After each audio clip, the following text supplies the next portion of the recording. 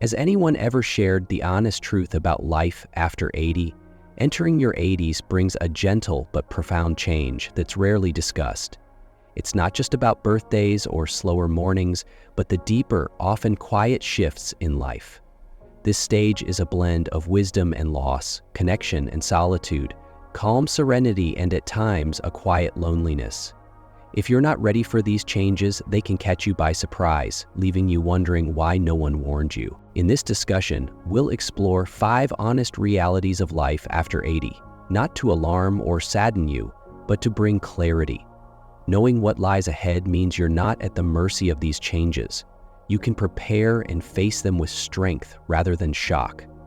We'll talk about how your social circles may grow smaller, how your body doesn't recover as quickly as it once did, the unease of relying on others even when it's needed, the subtle way society may overlook you, and the bittersweet feeling when past regrets linger in moments of too much time and too little purpose. Stay with us until the end, because while these truths may feel weighty, they also pave the way for something meaningful: acceptance, strength, and the opportunity to shape this chapter of life with a dignity that's yours alone to define.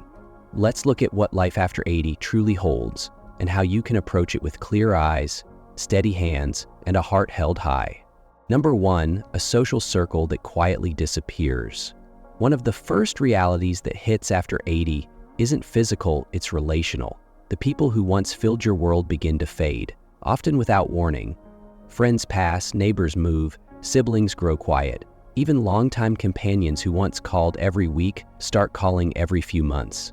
It's not personal, it's just time, but it leaves a space that can feel hollow. No matter how strong or independent you are, you wake up one morning and realize the phone doesn't ring like it used to. The invitations slow down, the family visits grow shorter, more rushed.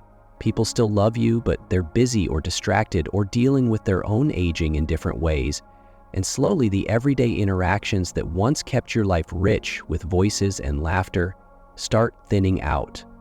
This isn't something anyone prepares you for. In your 60s and even 70s, most people are still around. There's energy, movement, check-ins. But after 80, there's a shift. You begin to outlive people.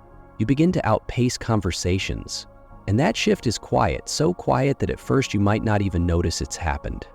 I knew a man named Walter, 84, who used to go to the same coffee shop every morning for years. The staff knew his order. His friends met him there without texting first.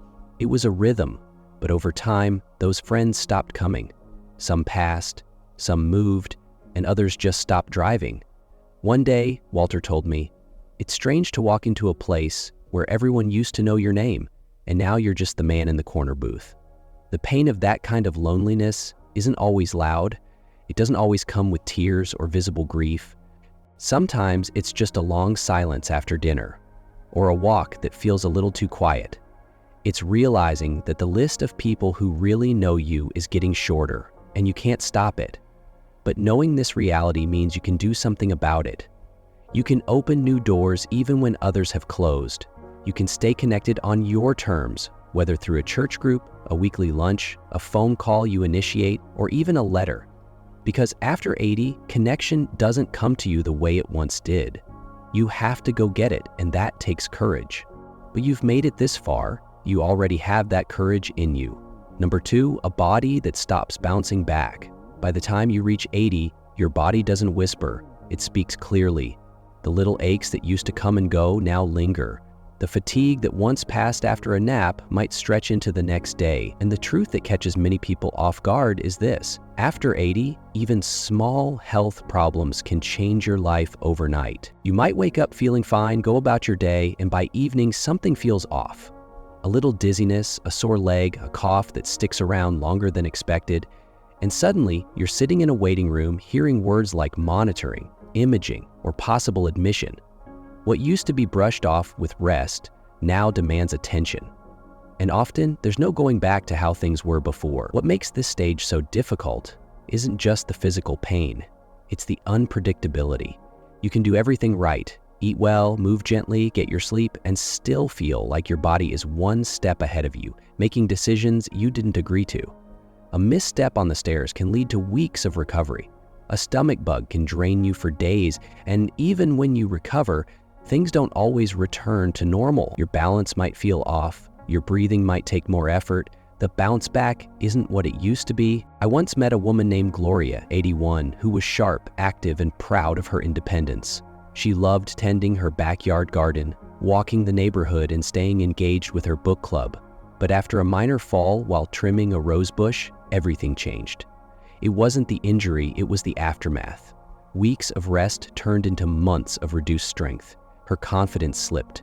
"I thought I was just taking a break," she said, "but my body treated it like a full stop." That's the part no one tells you. At 80, rest is not always restorative in the same way. It can turn into decline if you're not careful. And sometimes, even when you're careful, your body decides to slow down anyway.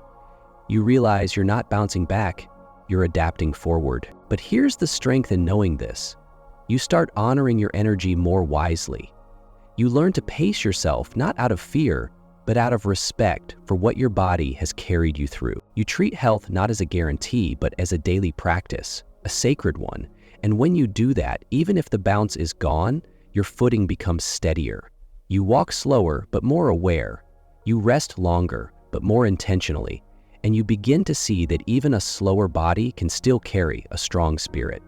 If you're still watching this video and finding these insights valuable, please comment number 2 below to let me know you're here. And if you haven't subscribed yet, I recommend you subscribe and turn on the bell so you don't miss any videos. Your support helps us continue creating good content to inform and inspire you.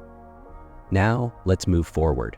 Number 3, a growing need for help no matter how independent you are. One of the hardest pills to swallow after 80 is this. You start needing help for things you used to do without thinking. It doesn't happen all at once.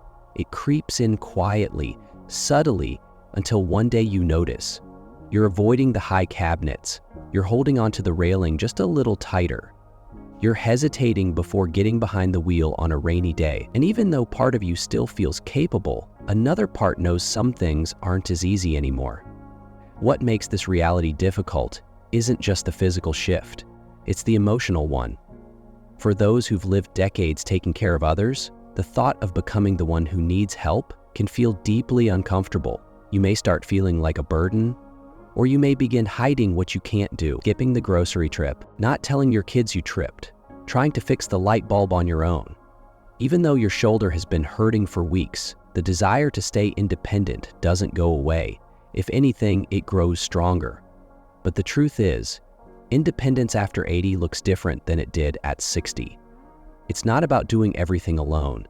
It's about knowing when to ask for help and being brave enough to accept it. I knew a man named Eugene, 85, who prided himself on doing everything himself.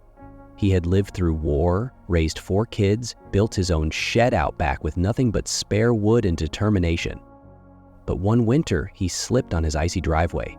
No broken bones, just bruised pride. He didn't tell anyone, but his daughter noticed something was different. She started showing up once a week to bring groceries and stay for coffee. At first, Eugene resisted. "I'm fine," he'd say. But over time, that coffee became a ritual, and eventually he admitted something that surprised even him. It's nice not having to carry everything alone. That's the shift. It's not a weakness, it's wisdom. Knowing that accepting help isn't a loss of independence, it's a way of protecting it. Because when you allow someone to help you climb the stairs, or drive you to the doctor, or carry that heavy bag, you're actually giving yourself more years of doing what matters most. And not all help has to come from people. It can be a grab bar in the shower, a stool in the kitchen, a reminder on the fridge. These little supports don't take away your dignity, they preserve it. After 80, the bravest thing you can say might just be, "I could use a hand." Because the older you get, the more strength you show by choosing safety over pride, peace over struggle, and connection over isolation. Number 4, a presence the world starts to overlook. One of the more painful realities of life after 80 isn't about your body or your memory, it's about your presence. Slowly you begin to feel invisible, not to the people who love you, maybe, but to the world at large. The cashier looks past you to the person behind you. The doctor talks to your adult child instead of you. The server at the restaurant assumes you can't hear or think or decide for yourself. It's subtle at first. Then it becomes more frequent. And even if you try to brush it off, it lands somewhere deep, because no matter how old we are, we still want to be seen. And when you've lived a full life, worked, raised a family, made decisions, weathered storms, it's jarring to feel dismissed just because your skin has folded or your hair has grayed. What hurts more is that it's rarely meant with malice. A fast world that forgets slow steps still carries stories. A society obsessed with youth that forgets the strength it took to reach this age. And unless you speak up, you risk shrinking. Not because you've lost your voice, but because others stopped listening. I remember a woman named Irene, 86, who volunteered at a local museum. One day, a visitor asked the staff a question she could have answered in her sleep. After all, she lived through that very decade of history. But the question skipped right over her. When I asked her how she felt, she just smiled and said, "I'm used to it." But there was sadness in that smile, the kind that comes from being seen as furniture instead of fire. But you are not furniture, you are not background. You are still here, still thinking, still contributing, and just because the world sometimes forgets, that doesn't mean you have to. So what can you do? You speak anyway. You ask the questions. You offer your opinions. You vote. You share your stories. Even when no one asks, you stand up, even if your knees wobble. Because every time you claim your space in the room, you remind the world and yourself that you are not done yet. You are not invisible. You are a living library, a witness to time, a voice that still matters. And you don't have to shout to be heard. You just have to refuse to disappear. If you're still watching this video and finding these insights valuable, please comment number 4 below to let me know you're here. And if you haven't subscribed yet, I recommend you subscribe and turn on the bell so you don't miss any videos. Your support helps us continue creating good content to inform and inspire you. Now let's move forward. Number 5, a sense of regret if purpose isn't redefined. As you move deeper into your 80s, a strange quiet settles in. Not just in your home or your schedule, but inside you. Life slows. The calendar isn't as full, and with that slowness comes space. Space to reflect, remember, replay. That can be beautiful. But if you're not careful, it can turn into something heavy. Not the loud, dramatic kind, the quiet kind, the "I wish I'd spent more time with them" kind, the "why didn't I take that chance when I had it" kind.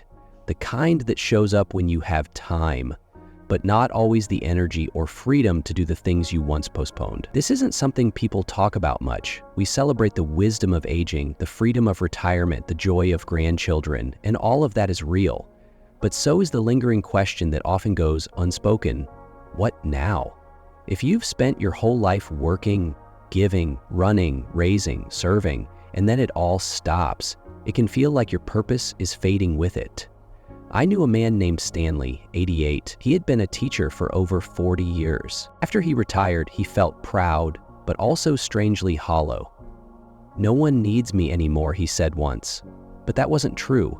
He just hadn't yet found a new way to be needed, because purpose doesn't retire, it changes shape. Maybe you don't build houses anymore, but you build confidence in your great-grandkids with your stories. Maybe you don't lead meetings, but you lead with presence when someone is grieving. Maybe you don't solve big problems, but you solve loneliness with a smile to a neighbor. The danger of regret isn't that you've made mistakes. We all have. It's that you sit in them too long without turning them into something meaningful. But when you redefine purpose, not as productivity, but as presence, you begin to realize that you still have so much to give, not just to others, but to yourself. Because the most important work you'll do after 80 may not be for legacy or applause. It may be this: waking up with kindness in your heart, curiosity in your eyes, and enough courage to ask, how can I bring light today, even if just a little? That's not a regret. That's redemption, and it's never too late to find it. Final thoughts. Reaching your 80s is no small thing. It's a landmark built on decades of love, loss, effort, change, and resilience. But with that strength comes new challenges, some of them subtle, others hard to ignore. And facing these realities doesn't make you weak, it makes you honest. It means you've lived long enough to see life for what it truly is: unpredictable, sometimes unfair, but still deeply worth showing up for. So, which of these 5 realities struck you the most? Was it the silence that comes when your social world begins to shrink? The frustration of a body that doesn't recover like it used to? The discomfort of needing help when you've spent a lifetime being the helper? Or maybe it was the invisible feeling that comes when the world moves too fast to see you, or the ache that grows when your purpose isn't clear anymore. Whatever it was, I hope you felt seen, because the truth is, you're not alone in any of this. Not in the slowing down, not in the forgetting, not in the questions that keep you up at night or the moments that make you wonder what comes next. And here's the good news: even now, even at this stage, you get to choose. You can choose a connection. You can choose to rest. You can choose to ask for help. You can choose to speak louder when someone overlooks you and softer when someone needs your grace. You can choose to forgive yourself for what didn't happen and honor yourself for what did. This chapter of life isn't the end. It's the deep part of the story, the part where every word carries weight, the part where small gestures mean more than grand ones ever did, the part where your presence, your patience, your perspective, these become your power. Thank you for joining us today. We'd love to hear from you. Leave a comment below and share one thing you learned today and how you plan to use it in your life. Your thoughts are important to us, so don't hesitate to share them. Reading your comments gives us great motivation and encouragement. If you enjoyed this video and found it helpful, please like, subscribe, and share. Your support helps us continue creating good content to inform and inspire you. Thanks for watching, and we look forward to seeing you in the next video.